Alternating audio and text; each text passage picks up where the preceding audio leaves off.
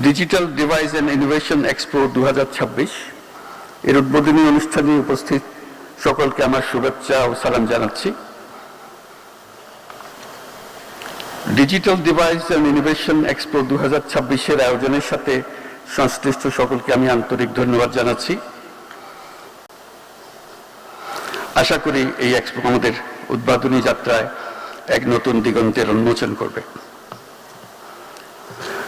আমরা এক বিশেষ সময় পার করছি।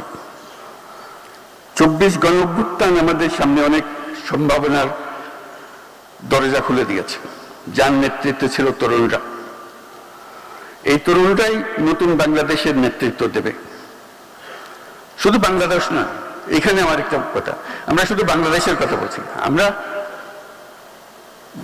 নতুন প্রজন্মের কাছে বাংলাদেশ একটা অংশ, গুরুত্বপূর্ণ অংশ, কিন্তু তারা বিশ্ব নাগরিক।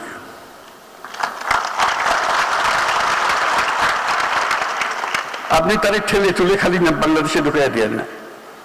বাংলাদেশের কাজ করবে সে, বাংলাদেশের কাজ করার জন্য, সেই গর্ব অনুভব করার জন্যই তাকে বিশ্ব নাগরিক হতে হবে, কারণ বিশ্বে তার ভূমিকা পালন করতে হবে।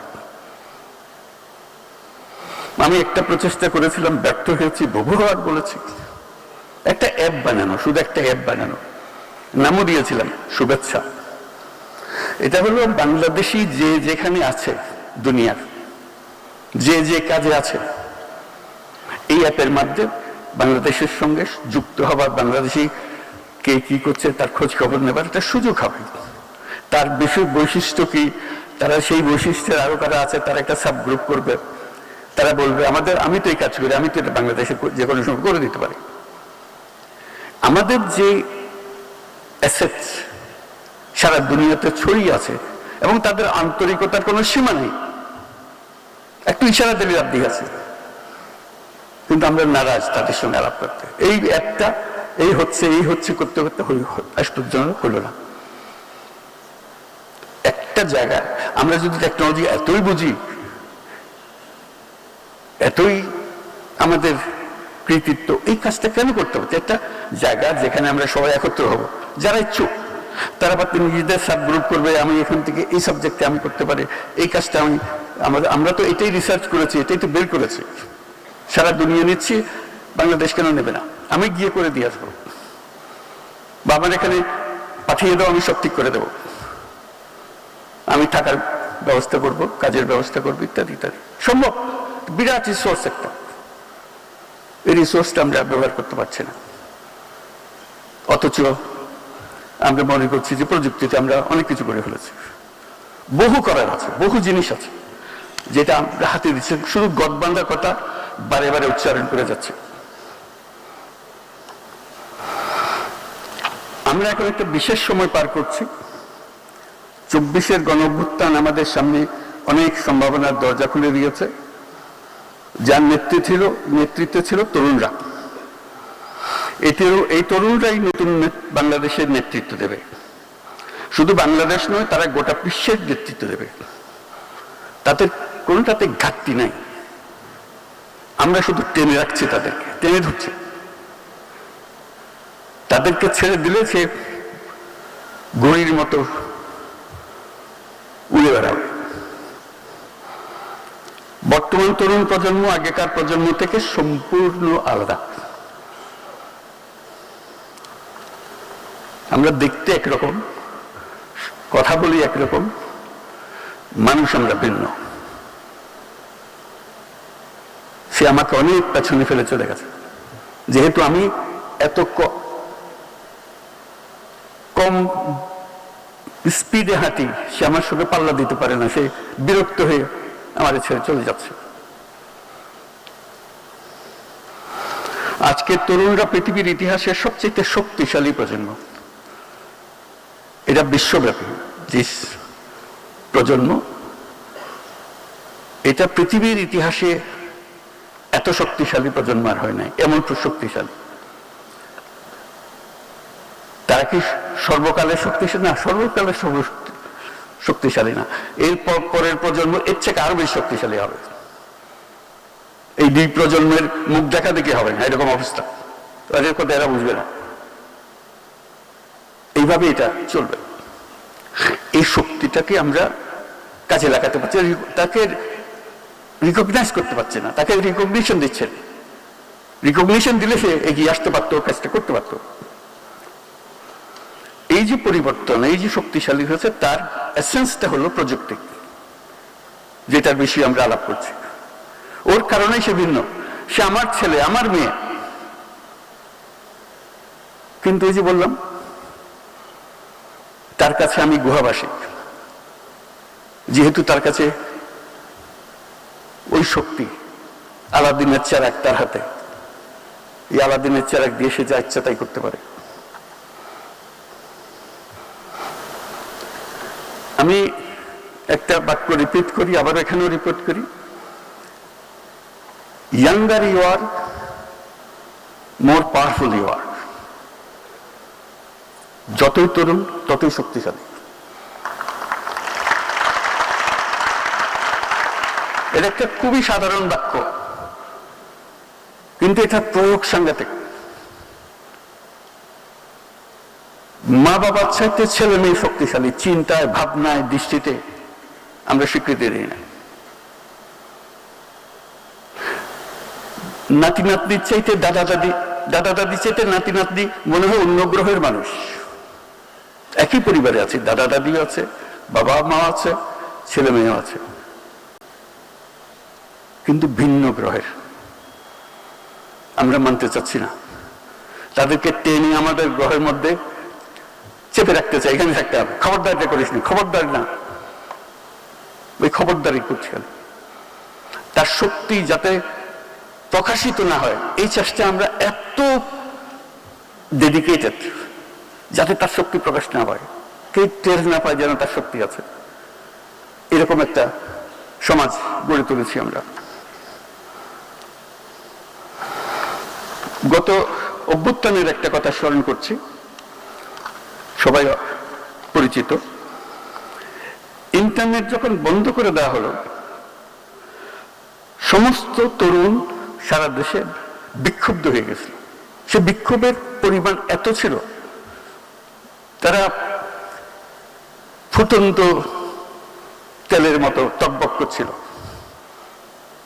কি হয়েছে? ইন্টারনেট বন্ধ করে দিয়েছে। এখন বুঝতে পারেন ইন্টারনেটটা তার প্রাণের কত প্রিয় জিনিস, এটা সহ্য করতে পারতেছে না। এমন টকবক করলো এই উত্তেজনায়, শেষ পর্যন্ত এটা মহা শক্তিশালী একটা সরকারকে পালাতে হলো। এই ইন্টারনেট বন্ধ তার একটা বড় ভূমিকা রেখেছিল। এটা কত তার প্রিয়, তার মা বাবার কাছে হয়তো অত প্রিয় না, তার দাদাদের কাছে বুঝতেই পারে না কেন এটা করছে, কি হলো এটাতে।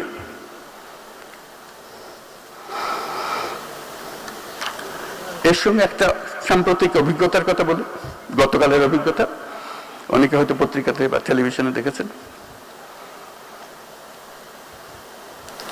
পার্বত্য চট্টগ্রামে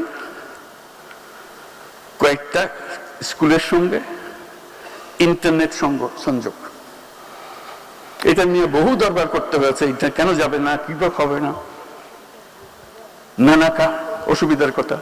এটা পারা যাচ্ছে না, আমাদের পারতেই হবে। ইন্টারনেট আর কিছু না হোক, সকল স্কুলে না হোক, একটা স্কুলে দাও, 10টা স্কুলে দাও, 20টা স্কুলে দাও। এই লড়াই করতে করতে যাবার বেলায় সেটা গতকাল সম্ভব হলো। পার্বত্য চট্টগ্রামে 3টা জেলায় 12টা স্কুলে ইন্টারনেট সংযোগ দেওয়া হলো। আমরা যে এই যে দিলাম, সেটার পরিচিতি হিসেবে আমরা ওই 12টা স্কুলের সঙ্গে একটু বসবো, তাদের চেহারা আমরা দেখবো, আমাদের চেহারা তারা দেখবে। কালকে সকালে সেটা করছিলাম। অদ্ভুত অনুভূতি। ফুটফুটে বাচ্চাগুলো ওইদিকে টকবক করছে, ইন্টারনেটে ঢাকা শহরের সঙ্গে কথা বলছে, প্রধান উপদেষ্টার সঙ্গে, এবং তারা কথা বলছে, সত্যি সত্যি কথা বলছে, আমাদের কথা শুনছে। হাত উঠাতে বললে হাত উঠাচ্ছে, তালি দিতে বললে তালি দিচ্ছে, আমরাও তালি দিচ্ছি তাদের সঙ্গে। নিশ্চয়ই তাদের জীবনের একটা স্মরণীয় ঘটনা এটা। 12টা স্কুল মাত্র, 3টি জেলা, খাগড়াছড়ি, বান্দরবান আর এই 3টি জেলার মধ্যে আমরা দিলাম। একটা স্মরণীয় দিন তাদের জন্য। আমি যেটা বললাম, চাঁদের আলো একদিকে সবাই পাচ্ছে, চাঁদের অপরিপিতে অন্ধকার। আমরা এদিকে বাংলাদেশের এদিকে ইন্টারনেট পাচ্ছি, বাংলাদেশের ওইদিকে তারা ইন্টারনেট পায় না। কথাটা বললাম এই জন্য যে ইন্টারনেট বন্ধের কারণে এটা মহা প্রতিপত্তিশালী একটা সরকারকে বিদায় নিতে হলো। আমাদের দেশে 3টা জেলায় যে ইন্টারনেট এখনো পৌঁছবে সেটার ব্যাপারে আমরা পাত্তাই দিচ্ছি না। তারাও যদি এরকম প্রতিবাদ করত, তোমরা পাবে আমরা পাবো না কেন, কি জবাব দিতাম? আমি তাদের কাছে মাপ চাইলাম সবার পক্ষ থেকে, যারা আমরা উপভোগ করছি ইন্টারনেট, আমরা পাচ্ছি, এবং 1 দিন 2 দিন বন্ধ হয়ে গেলে আমরা পাগল হয়ে যাচ্ছি। অথচ সেই আমি, তুমি ইন্টারনেট পেলে কি পেলে না, এই ব্যাপারে আমি পাত্তাই দিচ্ছি না, আমি সরকার। এই হলো আমাদের নীতি। একজনের জন্য একরকম, আরেকজনের জন্য আরেক রকম। শুধু ইন্টারনেট, এর সঙ্গে যে এত কত সার্ভিস জড়িত আছে, তাদের স্কুল কলেজে লেখাপড়া হচ্ছে না, শিক্ষক নাই, এত উপযুক্ত শিক্ষক নাই, কাজে ক্লাস লেখাপড়া হচ্ছে না। ইন্টারনেট থাকবে তো শিক্ষক এখানে থাকবে, ছাত্র এখানে থাকবে। বলে শিক্ষক যেতে চাই, আমার যাবার দরকারটা কি? কোন যুগে আছি আমরা? শিক্ষক ফুটতেছে তার বাড়িতে বসে ওখানে লেখাপড়া করো। আমি তুমি চ্যালেঞ্জ দাও, যত রিটায়ার্ড শিক্ষক আছে বাংলাদেশের বেস্ট শিক্ষক বেছে নাও, যে পার্বত্য চট্টগ্রামের একটি স্কুলে উনি এই সাবজেক্ট পড়াবেন, আনন্দ সহকারে রাজি হয়ে যাবে। বলবে কত স্কুলে পড়াতে পারবেন? বলছেন আমি তো রিটায়ার্ড মানুষ, and he may be or she may be the best teacher. সে আনন্দ পাবে, ছেলেরও পাবে, শুধু ওই ইন্টারনেট প্রযুক্তিটা লাগিয়ে দেওয়া। তাই কালকে তো ওপেন করলাম, খেয়াল রাখবেন এটা কয়দিন ওপেন থাকে। অনেক সময় সরকারকে বুঝ দেওয়ার জন্য একটা করে ফেললাম, মন্ত্রী মহোদয়, প্রধান উপদেষ্টা নির্দেশ দিয়েছেন কাজে একটা কিছু করতে হবে, করলাম। উনিও ভুলে গেলেন, আমরা ভুলে গেলাম। 2500 স্কুল আছে পার্বত্য চট্টগ্রাম, আমরা 12টার সঙ্গে কথা বললাম মাত্র। এই হলো আমাদের প্রযুক্তি।